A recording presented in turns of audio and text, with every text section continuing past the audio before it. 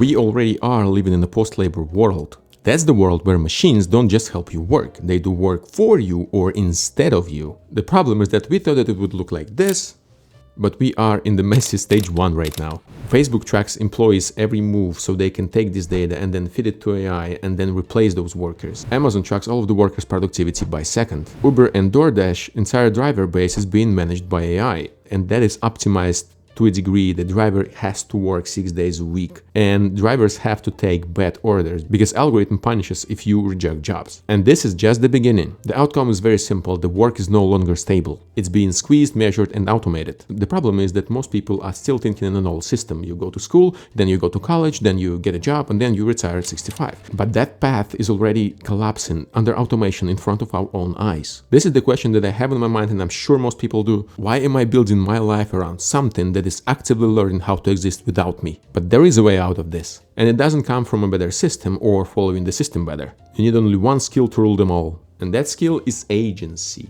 Agency is the ability to act without permission or prompting. Now, that explanation is correct, but I feel that in our age of AI, I need to point what's wrong with that approach. Because we live in the reality with this emerging artificial intelligence, and AI aims to mature in something independent from us humans. The final goal is to act without our permission, without human supervision. I think it's time to expand that statement that agency is the ability to act without prompting or permission. But to do that, we have to understand what agency is not. Agency is not conformity. Conformity is basically how you adjust your beliefs or your behavior according to the set of rules. For example, when you're looking for a job right now, you going through the endless loop of applications and interviews, and you develop a high level of conformity to match the expectations of the job. And most jobs have a very high level of conformity. But let's say you got a job. At this point, you get some level of agency. You have to make your own decisions. It's something like this. Your agency rises as you are about to get a job and to land a job. And then when you land it, you get to some sort of a level of it. But your conformity level stays high. But usually the level of your personal agency at most of the jobs is still quite low. It does not rise exponentially. And if you have a low agency at your job, that means that if you're gonna lose that job, your survival is at stake. But it actually gets worse. If you have low agency level on your job, that means that your job is more susceptible to be automated. And what is one key feature of almost any job? Job is something that you do because you are getting paid, right? Meaning you would not do that if not money. That means that every job takes away one of the essential things in your life, and that's your freedom of choice. And if conformity is the absence of choice, that means that agency is actually a presence of choice. So to be high on agency, you have to be able to make your own choices. It sounds easy, but it's not as simple as it seems. Generally, people think that all of their choices are, well, theirs. If I go to a store to get a treat for myself, I have a choice. But is that choice really mine? As Herbert Simon put it, a wealth of information creates a poverty of attention. So I'm not choosing from everything. I'm choosing from what I'm allowed to see. I've been given predefined options. Algorithms function the same way. They analyze us, they study us, and then they present some sort of informational blob that they think is the best for us. This is how YouTube algorithm works, this is how ChatGPT works, this is essentially how any other AI-based system works. What am I trying to say here is that our human desires,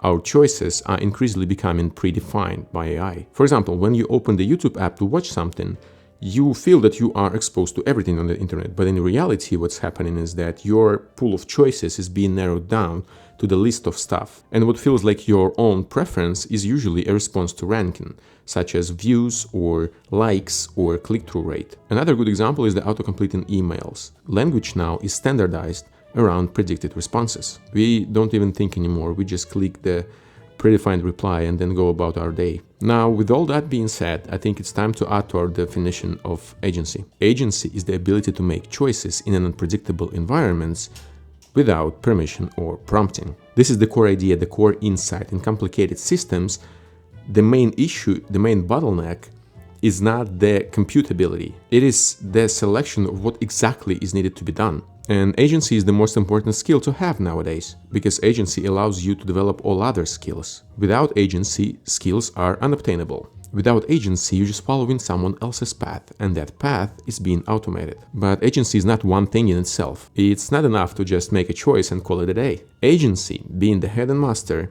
still depends on other things. And it stands on 3 pillars. The first pillar is filter. Filter is the ability to tell the difference of a better thing. Now, most people would make a mistake here, thinking that filtering is just chasing trends. We all are present on social media and we all consume information. Naturally to us, it seems that the information with more views or more likes appears as more valuable, as more important. Especially now when each pocket and each niche of information is being overrun and polluted with shallow and very generic AI written content. People make this kind of content because they want to avoid mistakes. People delegate a huge chunk of their decisions to AI and slowly but steadily they outsource their agency to a machine. But what's even worse, that information slips into the pool of our shared content, of our shared information. And then algorithms decide what part of that information, what part of that generic content to show us. That is why the quality filtering system is the foundation of personal agency. It's a skill, it's a muscle that can be trained. And that's good news. The bad news, however, is that the ability to filter develops through making mistakes. And no one likes that. It's even painful. But there is the way to soften the blow. And that's to build software projects that have meaning to you personally. Not something that you just like. It's something that you need. For example, I've used to build projects that I thought that would be useful to others, but they had zero meaning to me. And that's why they never took off. And as everything, while you're going to be building your software projects that have meaning to you, you would still inevitably fail because this is the process of learning. But it would not hurt as bad because you would always know what's wrong with that project without any guessing. But more than that, if that project has meaning to you, you would never have friction on starting over. Therefore, with iterations, if you're just going to improve one little thing each time you do something, you would inevitably win at the end. Now, the number 2 is perspective. This is how you expand your world vision. Perspective is constantly in a reinforced loop with agency. Agency is impossible without perspective, and perspective is not growing without agency. Perspective is how you expand your worldview and grow. Most people think that perspective is like a library in our heads that we need to somehow enlarge. And this is not exactly wrong, but perspective is a little bit more complicated than that. For example, most developers fall into the idea that their skill stack needs more frameworks. Most founders think that their app needs just more features so it can be better. So what they do is they just throw spaghetti at the wall in hope that something sticks. It's almost like we think that our mind is an iPhone and we need just more apps to install. But perspective is the operational system of that iPhone. It doesn't really matter how many new apps are there. What matters is the system underneath. Generally speaking, perspective is the overall complexity of your mind. It's how many different ideas and schemas you can hold together at any given moment. And perspective requires deep dives into the unknown segments of life. I'll try to make a visual example. Let's say my worldview has the largest segment of programming, because that's what I do and that's what I'm curious about. And I add to this daily. Similarly, I have this YouTube channel and I grow this segment as well. But there are other segments. Some I know, like philosophy or literature or video games. But infinite amount of other segments are unknown. By investing my time and attention in known segments, I have the ability to discover and unveil other previously unknown parts. And those unknown things add to overall complexity of my mind. Therefore, they add to my perspective. However, perspective and filtering means nothing without the third pillar. And that's persuasion. That is how you make people care about what you do. Here's the very big twist. Outsourcing this skill to AI actually harms you much more than benefits you. Actually, persuasion is one of the most desired skills to be outsourced to AI. Because think about it, wouldn't that be so amazing to make robots so persuasive that they can sell anything, huh? Wouldn't that be terrific? That is why so many failed projects today are AI salesmen. Because every new founder thinks right now, oh my god, this is the problem to solve. This is the biggest problem that I can solve and I'm gonna make $1 billion just overnight.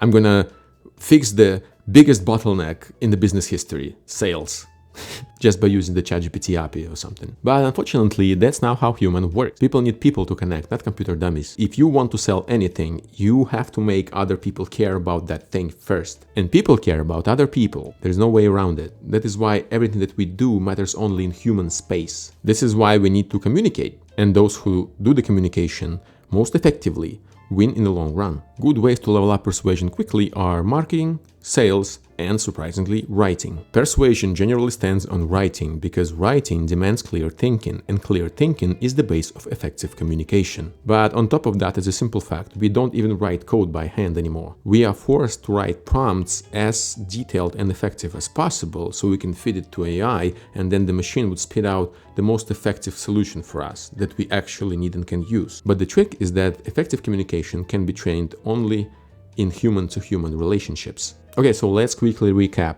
Agency is the most important skill to have in the future. Agency is the ability to act based on correct choices. Correct choices can be made only if you have a clear perspective on the world. To level up perspective, you have to dive into the unknown parts of life. But the world is vast and our reality is being constantly overloaded with algorithmically optimized information. The ability to develop a good informational filter is now essential for every human being. To cut through the misleading pre-shaped reality, we need a tool. And that tool is persuasion. Persuasion is how well you can communicate and formulate ideas. By leveling up persuasion, you would automatically level up filtering and perspective. One of the fastest way to level up persuasion is writing, because writing stands on clear thinking. By the way, I also made a deep dive video on how to find meaningful ideas in the age of AI, and you can watch it right here. Generally speaking, it's just a mindset that works for me. That is sort of a prism that I use to filter ideas, so I can select those that work. Thank you very much for watching. Bye-bye.